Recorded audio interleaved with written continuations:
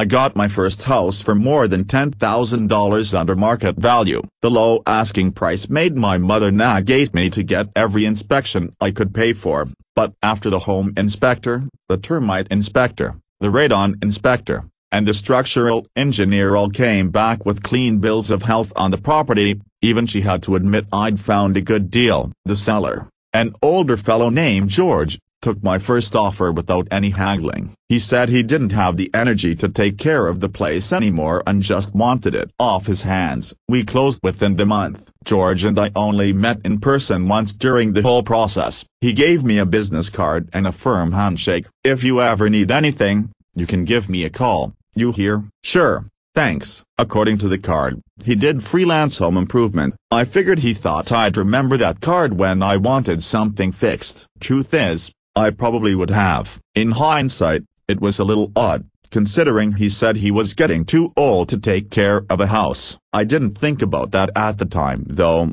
so the card went into a random pocket in my wallet. After that, I moved in, and pretty soon the place felt nice and lived in. But there was something else, too. Another feeling in the house. It didn't feel wrong, exactly, but it didn't feel right either. It might not have been that something seemed off so much as it seemed something wasn't quite on, so to speak. One morning, maybe a month or so after I moved in, I glanced at a corner in the kitchen and just stopped, just stared at it. It seemed unfamiliar, somehow, like I'd never seen it before in my life. I think I knew this corner pretty well. I'd seen those walls and that countertop meet right there plenty of times. Still, there was something weird about it that day, and I stared at it till I realized I was gonna be late to work if I didn't get the move on.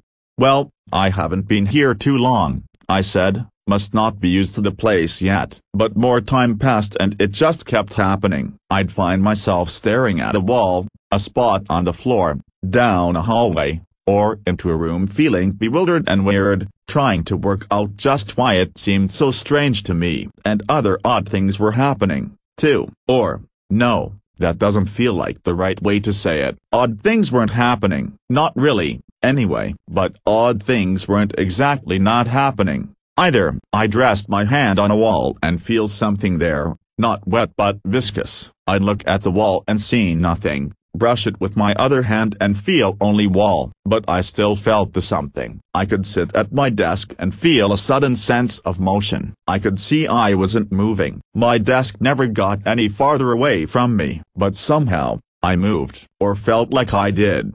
At least, worst of all were the sounds that weren't sounds. Some nights they kept me up till the sky turned gray. Oh, they weren't really sounds. I didn't hear them with my ears, but I didn't imagine them, since I didn't hear them in my mind either. They were all sounds I could almost identify, but not quite. Words that weren't words, drips that weren't drips, my name in the distance, but not my name. Worst of the not sounds were the not footsteps. The footsteps that weren't footsteps got me on the stairs early one morning. With each step I took, I couldn't hear a footstep behind me. It was as though there wasn't something right behind me, not marching in time with me, not staring at the back of my head. About halfway up the stairs I ran, and I didn't hear frantic, cacophonous stopping behind me, in front of me, above and below me, and in the walls to either side of me. I stayed out late that night. The day I had enough was the day I didn't see something. It wasn't lurking in the corner of my eye all day, something both black and white but somehow not great, something too far in the periphery to make out clearly. Every time I turned my head, of course, I saw nothing out of the ordinary. That was the day I understood why George gave me his business card. I dug the card out of the drawer I'd tossed it in, punched his number into my phone, and waited for him to pick up. "Hello? Hey, George, it's me. I bought a house from you a while ago." "Oh, sure, I remember you. What's up?"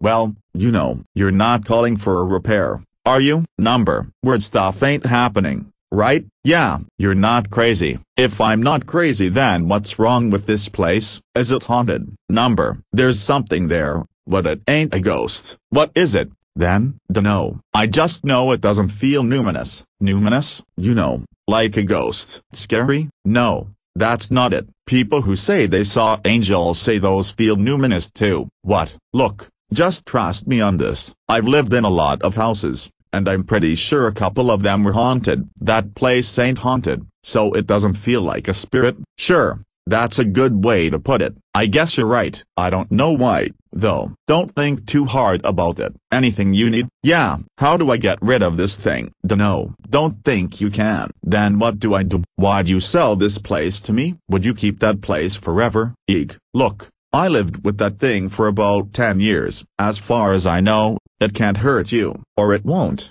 At least. Is that all you know? Pretty much. So I tried to live with it. I walked past the walls I'd never seen before, ignored the weird things that weren't there, and slept through the sounds that weren't sounds. It took some time, but I learned to do it. The place really wasn't haunted. That all came to an end one day when I'd lived there for almost a year. That's the day I finally saw it. I went down into the basement to grab something, and there it was. It had things that weren't feelers, that weren't squirming all over something that wasn't bone. It had something that wasn't an eye, that opened and closed, an emotion that wasn't blinking as it didn't stare at me. I walked out of the basement and called my realtor. It was time to start looking for my second house.